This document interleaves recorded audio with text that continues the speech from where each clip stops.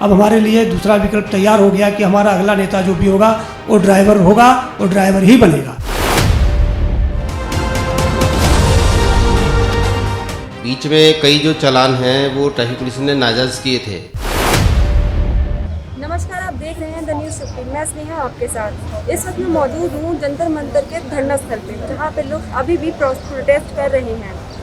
यह जगह पूरी तरह प्रोटेस्ट के लिए बन चुकी है, क्योंकि यहाँ पे लोग आए दिन अपनी कोई ना कोई मांग को लेकर यहाँ पे धरने पे बैठे रहते हैं। चाहे वो अन्ना हजारे की अगुवाई में विधायक आंदोलन हो या फिर एनजीटी के आंदोलन हो। हाल फिलहाल में अभी आपने देखा होगा कि किस तरह किसान मोर्चा भी यहाँ पे आंदोलन के लिए आई थी। तो आइए लोगों से बात करते हैं, इन लोगों से, और जानते हैं कि इनकी क्या मांगे, आखिर क्यों यहाँ पे ये प्रोटेस्ट के लिए बैठे और कब से बैठे हैं।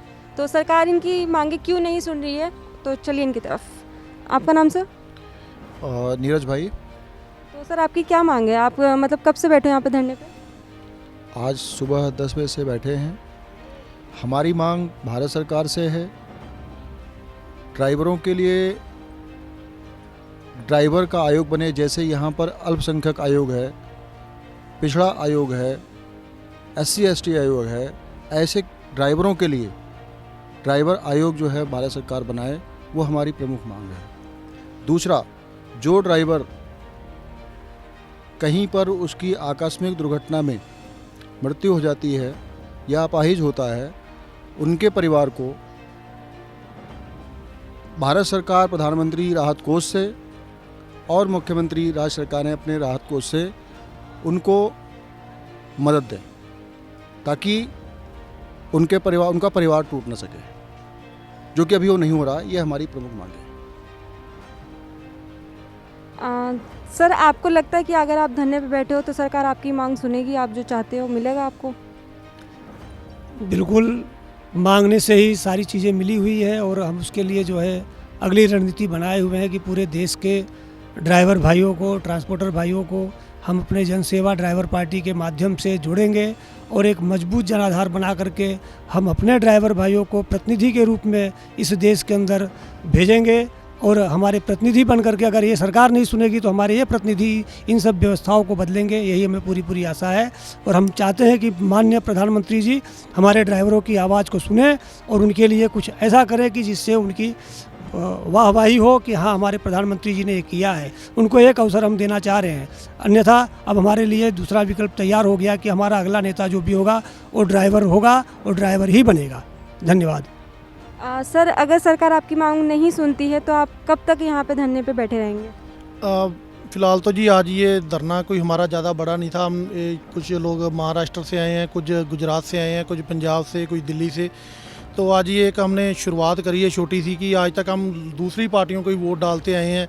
और दिल्ली में भी आपने देखा होगा कि केजरीवाल सरकार को भी लाने वाले ऑटो वाले, टैक्सी वाले ड्राइवर ही थे, लेकिन करोड़ों में इनकी संख्या होने के बावजूद कोई भी इस वर्ग की तरफ ध्यान जो नहीं दे रहा है।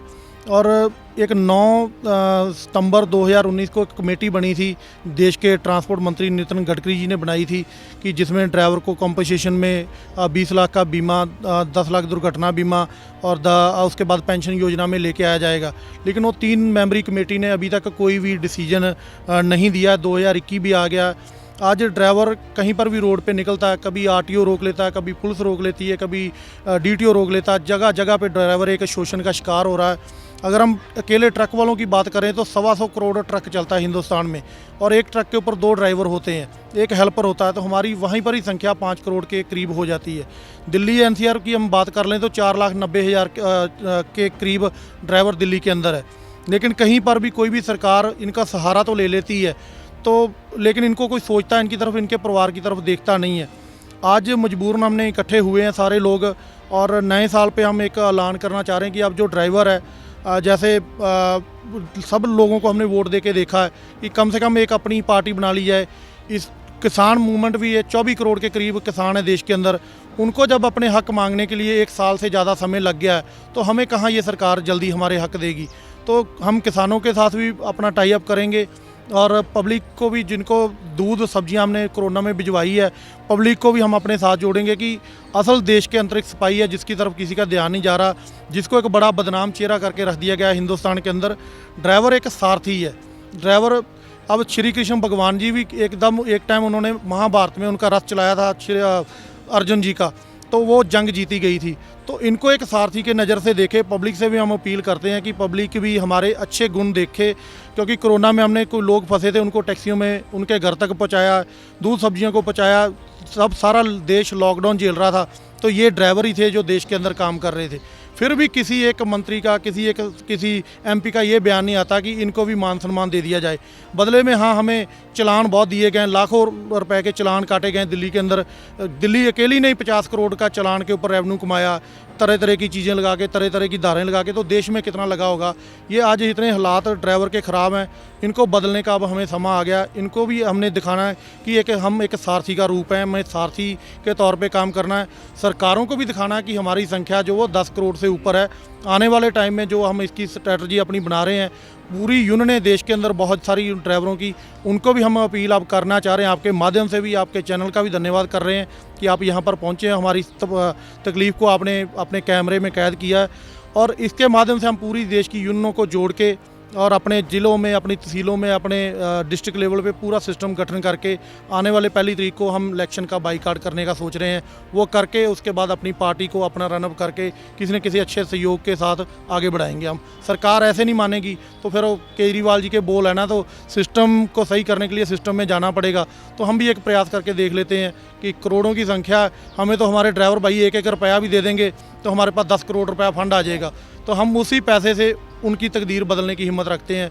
बस अच्छे मीडिया वालों का, अच्छी पब्लिक का, अच्छे लोगों का, अच्छे ड्राइवरों का, अच्छे संगठनों का हमें साथ चाहिए। उसके लिए हम सबसे अपील करते हैं जी। धन्यवाद सर। सर जैसे भी बात करें हम ऑटो ड्राइवर्स की, जिन्होंने कोरोना के टाइम पे बहुत ही उम्दा काम किया था, जिनके लिए उन्हें मतलब कहे कि सबसे ऊपर माना जाना चाहिए, लेकिन फिर भी कहीं ना कहीं उनके साथ ज़्यादती होती आई है, चाहे वो ओला हो, ट्रक ड्राइवर हो, ऑटो ड्राइवर, रिक्शा चालक हो या फिर कोई भी हो, तो उनके आए दिन चालान कटते रहते हैं। मैंने भी खुद ऑब्जर्व किया है, देखा है कि बिना बात के रिक्शा वालों को रोक के उनका चालान काट दिया जाता है।